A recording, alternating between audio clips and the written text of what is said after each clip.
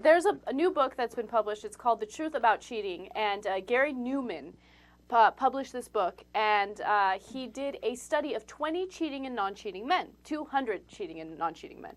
Anyway, the reason why this study is interesting is because Dr. Oz is talking about it, everyone's talking about it, and it's a big deal, right? Mm-hmm. Because of the findings. Basically, to sum it all up, the study concludes that men cheat based on emotional needs, not physical ones. Okay? Uh-huh. Now, let me give you... That's interesting, because I probably would have said otherwise. But maybe I'm thinking about it too much from my perspective, right? Right. That I don't have those emotional needs, but I do have certain urges that Tiger Woods might understand, right? And then I have to focus on my core beliefs to make sure that they don't get out, right? Yeah. So, but apparently I'm in the minority. Most dudes are looking for, some sort of affection.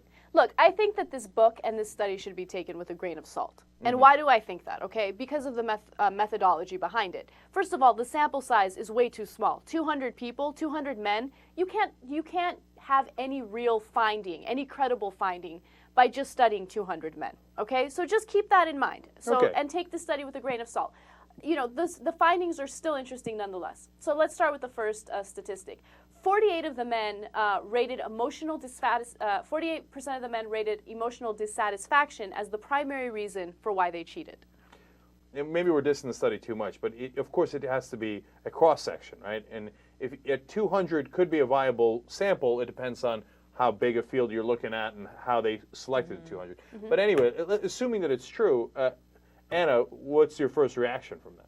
Well, it makes me worry a little bit because, in my opinion, and we've talked about this before, there's two kinds of cheating, okay? There's cheating because you're looking for physical pleasure and you're looking for, the strange sex. And there's cheating because you're not satisfied with your relationship and you're looking for the emotional satisfaction from someone else, right? And the idea of someone cheating on me because they're not getting the emotional satisfaction from me makes me feel really depressed, right? That would make me feel a million times worse.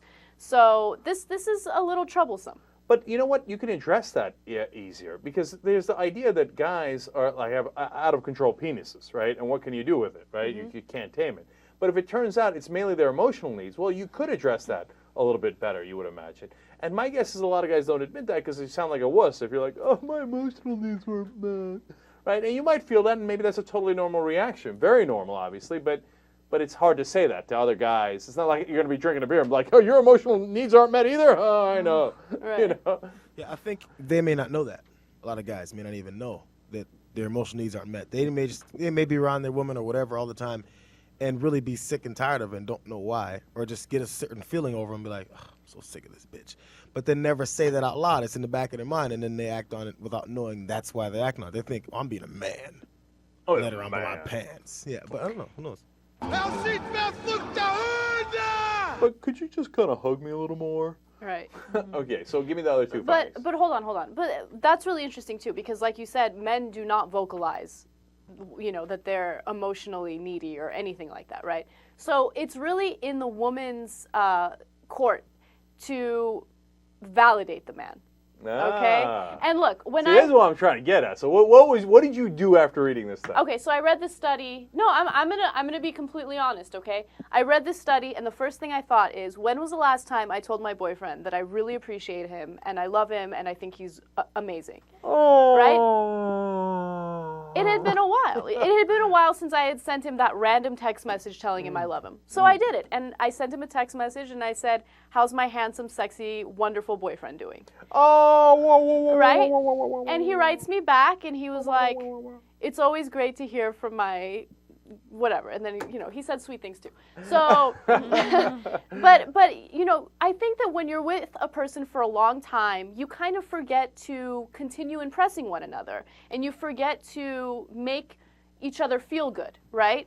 So, and it's easy to do that. I mean, I'm not unhappy with my relationship, but sometimes I'm like, yeah, I've been with him for a while. He knows I love him. I don't need to tell him. But yeah, you do need to tell him. Can I, look, that is so important. Putting all the kidding aside, and I'm a super confident guy, right? And we've, I don't know why, but it is. For whatever reason, it might be unjustified, but I am, right? But even I need tremendous validation inside a relationship. And I'm a dork about it.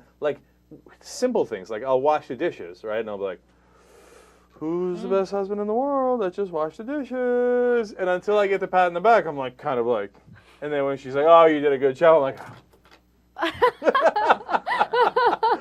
massive dork alert. But it's true, okay? And I'm keeping it real. And so guys when you figure that out, though, then guys get a little simpler. Yeah. You know? Then it's a little easier to understand them and satiate what they're looking for. Right.